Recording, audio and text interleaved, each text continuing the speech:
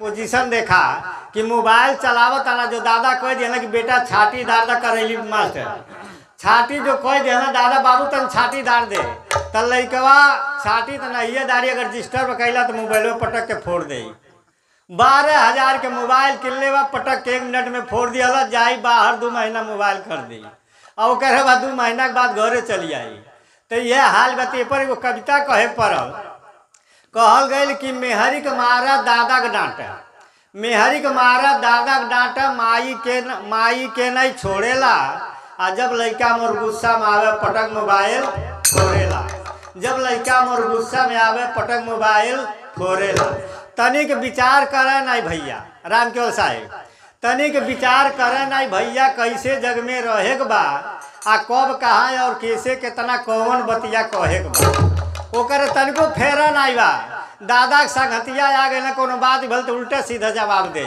साधु संत आ गए ना तो कही जा तू दा पानी होनी हम नहीं दे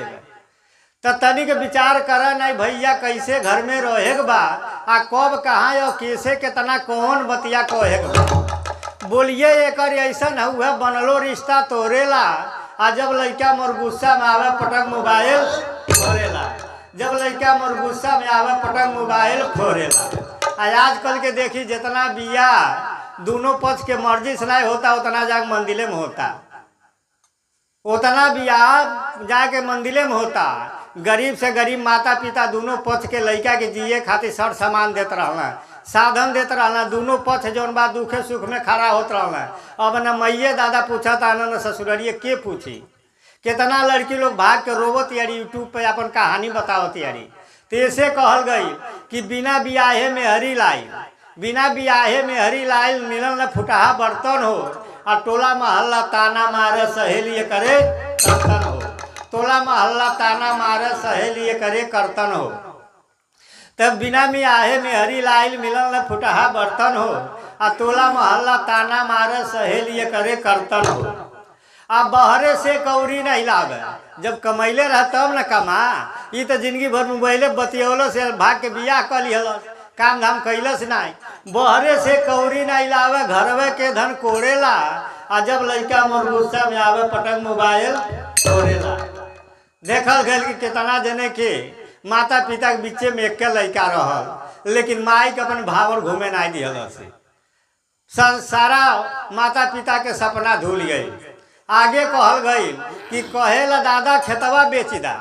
काहे सब काम कैसे चली कहेला दादा खेतवा बेच दा लालच दे भड़कावेला आ नाई त का करब कहेला दादा खेतवा बेच दा लालच दे बहकावेला कहेला खेत बेचा हमके मोटरसाइकिल किना अपने कमैलस नहीं कब्बू कहलस मोटरसाइकिल किना। अब जब दादा नाई मनला मोटरसाइकिल खेत बेच के किन दिला तो गौवा में वही कहीं चलाई जे अपने पसीना कमैले रही आराम से चलाई कि गड़िया देर हच के न आ वो तो खेत बेच के किलने रही तो वही कह के चलाई ओकर बुझाए कि हाईवे चलाओ तनी गौंगा में तो कहेला दादा खेतवा बेच दा यह कोई धमकावेला आ नाई तो फांसी दे के मोर कहेला दादा खेतवा बेच दा लालच दे बहकावेला आ नाई तो फांसी दे के मोरब यह कोई धमकावेला कहेला नाई तो फांसी दे के मोरब नाही तो फांसी दे के मोरब यह कोई धमकावेला आ कहे कुमार सुनाए संतो नाम कुल के बोड़ेला आ जब लड़का मोर गुस्सा में आवे पटक मोबाइल जब लड़का मोर गुस्सा में आवे पटक मोबाइल